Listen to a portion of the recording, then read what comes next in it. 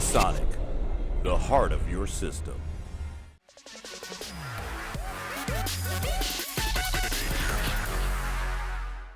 Alright guys, Dominic here for Kit Guru, and today we are looking at another custom RTX 2060 card. This one is from MSI and it's their Gaming Z6G model. So it is of course a factory overclock card. It's got a boost clock of 1830 MHz, which is 150 MHz faster than reference speeds. And on top of that, it also boasts MSI's 7th generation twin Frozo cooler and the now obligatory Rgb lighting as well. The question we are asking today is, at £399, is this card good enough to justify the price premium over NVIDIA's Founders Edition? Well, we'll start with a look at the design, and if you've seen our review of the MSI RTX 2070 Gaming Z, then you will probably recognise that this card here is essentially the same thing but slightly scaled down. So that means we've got the same black and gunmetal grey shroud. It's got these kind of angular sections as well. It gives it a slightly aggressive appearance, but overall I think it looks really good. And those two fans on the front as well are MSI's Torx 3.0 models, so they actually have what they call dispersion fan blades. So there's actually a curve built into the fan blade itself, which MSI says should actually increase airflow, but of course we're going to get to our thermal testing later on in the review. In terms of dimensions, the card is a little bit bigger than NVIDIA's Founders Edition, but still, relatively speaking, is actually a pretty compact card. That's because it measures 247 by 129 by 52 millimeters. So it's still, it's still a 2.5 slot card, but at under 25 centimeters long, it should fit in the majority of cases. As for the RGB lighting now, which we already mentioned, there's actually two different RGB zones on the card. So the first is the MSI logo on the front side of the card, and then if we flip over to the front of the shroud as well, here you can see there's actually some kind of small little LED strips which are kind of placed into the shroud itself. It's not the most bombastic RGB implementation I have ever seen, and you're probably unlikely to see those LEDs on the front of the shroud unless you mount your card vertically, but that being said, it still looks good. All the effects are of course configurable via MSI Mystic Light software, and overall I think relatively simplistic but still good looking RGB. Staying with the front side of the card, we do have the RGB logo as we mentioned, but just to the right of that you can also see the GeForce RTX branding, which is printed on the front shroud of the card.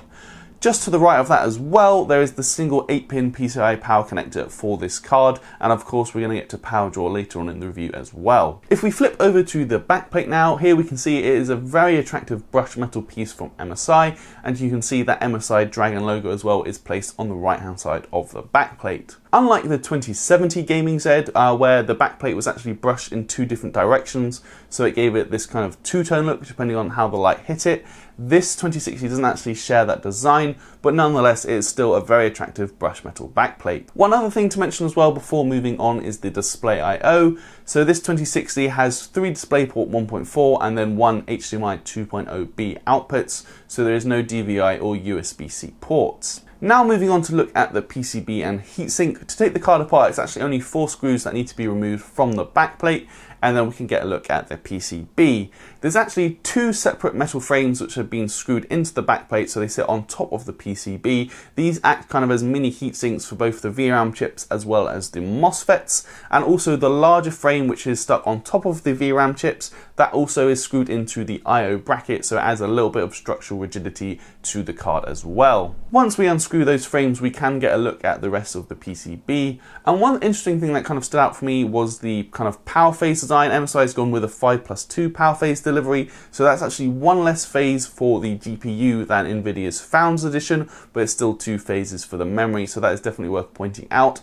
I do actually really like though how MSI puts their kind of dragon logo on top of the inductors as well. It's just a very small touch, but I like the attention to detail. Other things to mention about the PCB as well is our 6GB of GDDR6 memory. These are manufactured by Micron, and we can also see by looking at the GPU die, this chip is a bin chip. It's labeled TU106-200A, which means it is suitable to be sold with a factory overclock, as is the case here. As for the heatsink as well, we already mentioned this is a relatively compact card, so kind of the aluminium fin stack isn't that thick or that dense. It still has 4 copper heat pipes though, these are nickel plated, and we can also see that the GPU contacts with a nickel plated copper cold plate.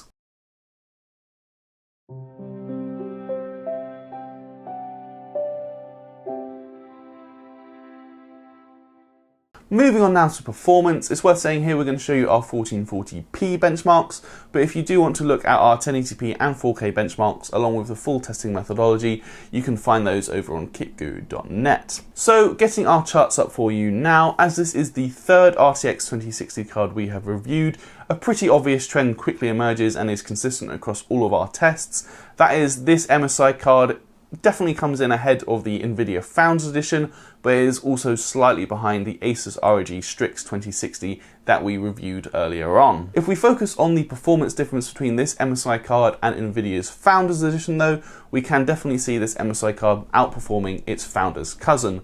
That's because on average at 1080p it performs 3.3% faster, while at 1440p it performs on average 3.5% faster. So while it's not a huge gain, it is definitely the faster card and it's very suited to high refresh rate 1080p gaming. There we will see frame rates, kind of in the 90 to 110 FPS range, and at 1440p you'll get a very solid 60 FPS, if not higher, as with Far Cry 5 where we saw the frame rate closer to 80 FPS. Then there's also ray tracing to come to. Obviously this comes from Battlefield 5, and here we can see again the Gaming Z does outperform the NVIDIA Founders Edition. It averages over 70 FPS with DXR Ultra at 1080p, which is a very playable result. It still takes a big performance hit going from DXR off to DXR Ultra, but averaging over 70 FPS is still very playable. As with the other 2060s though, once the resolution is bumped up to 1440p with DXR Ultra, the experience does just get a bit choppy. There's a few frame rate drops, so it's not the smoothest of experiences.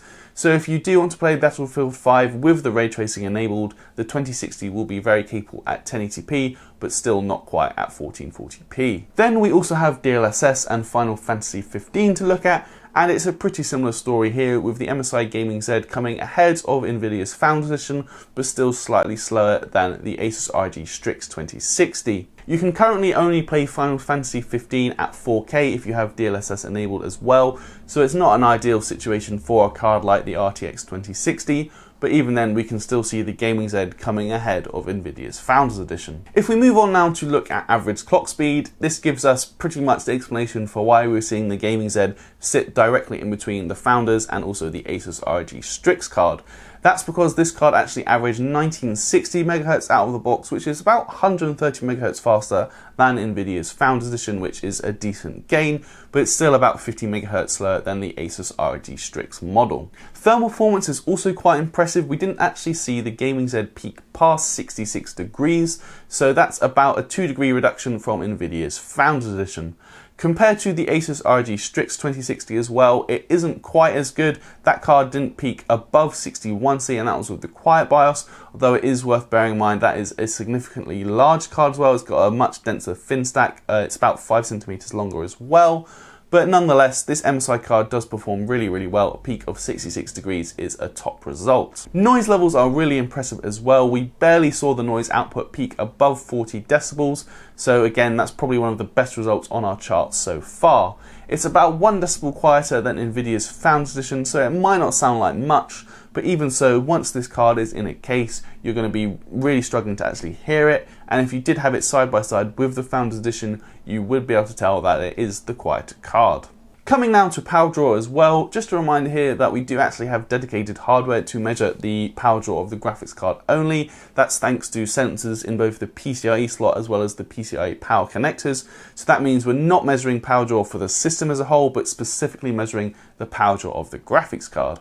So with that being said, we can see this Gaming Z draw about 195 watts under load, pushing it about 35 watts higher than NVIDIA's Founders Edition, though that is to be expected considering the Gaming Z ships with a factory overclock. Somewhat curiously, the MSI card does actually also draw about 5 to 6 watts more than the Asus Strix, despite that card having a higher clocked core, although it's hardly a big difference, so it's nothing really to worry about, just an interesting result. We do have manual overclocking to talk about as well, and here we did okay. It wasn't the best overclock, but it was certainly better than some previous overclocks I've had.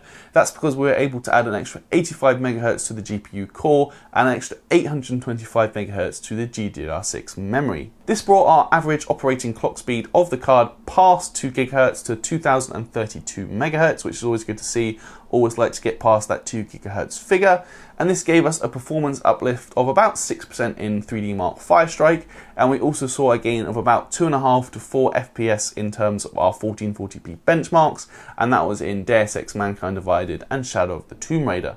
The Gaming Z only ran 1 degree hotter as well with this overclock applied, so it peaked at 67 degrees, while noise levels went up about a decibel or so, so both actually really good results and shows that the card can handle the overclock.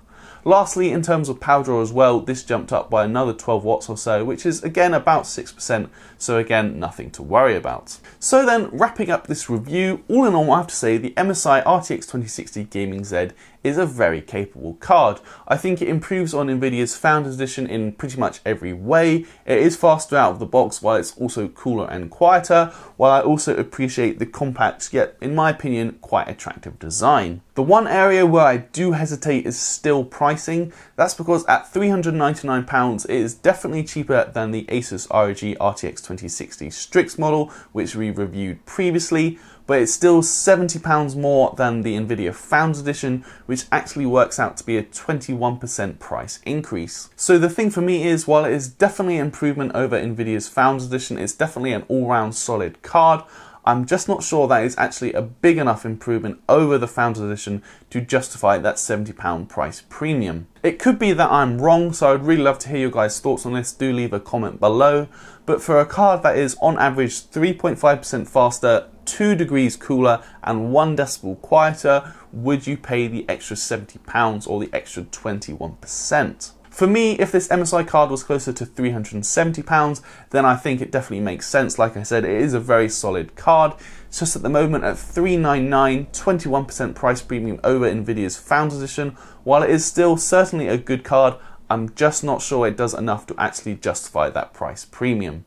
So I'm Dominic for Kit Guru. This has been my review of the MSI RTX 2060 Gaming Z 6G.